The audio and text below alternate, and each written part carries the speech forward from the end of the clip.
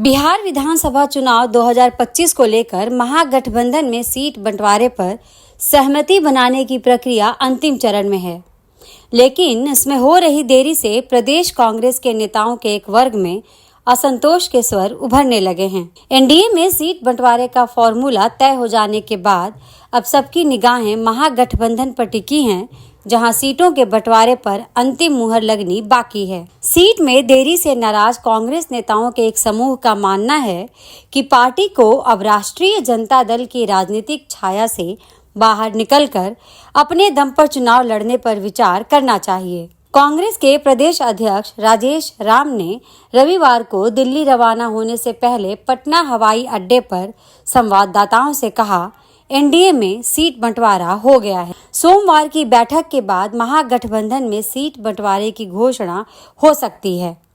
कांग्रेस के राष्ट्रीय प्रवक्ता अभय दुबे ने कहा, महागठबंधन में घटक दलों के बीच सीटों की संख्या तय हो गई है, केवल कुछ सीटों पर पेच फंसा है।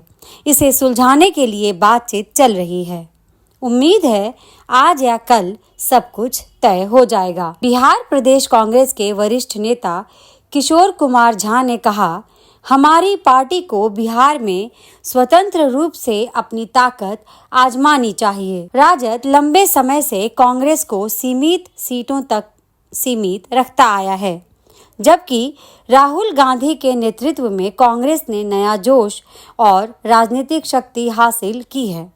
अब हमें अपने दम पर चुनाव लड़कर अपनी ताकत साबित करनी चाहिए। सूत्रों के अनुसार कांग्रेस ने अपने संभावित उम्मीदवारों की सूची तैयार कर ली है और अगर अगले 1-2 दिन में सीट बंटवारे की घोषणा नहीं होती तो पार्टी अपनी पहली सूची जारी कर सकती है। सूत्र का यह भी कहना है कि मुकेश साहनी की विकासशील इंसान पार्टी द्वारा सीट और उप मुख्यमंत्री पद की मांग ने महागठबंधन की बातचीत को और पेचीदा बना दिया है। राजनीतिक विश्लेषक अरुण पांडे का कहना है, कांग्रेस राहुल गांधी की हालिया वोट अधिकार यात्रा से मिली नई ऊर्जा को भुनाने की कोशिश में है।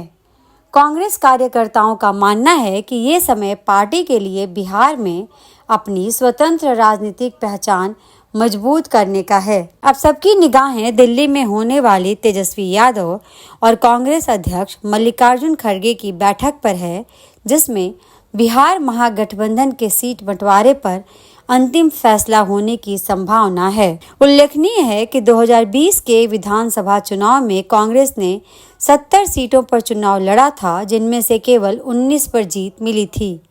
इस बार पार्टी 65 से 68 सीटों पर दावा कर रही है। बिहार में 2 चरणों में चुनाव होंगे।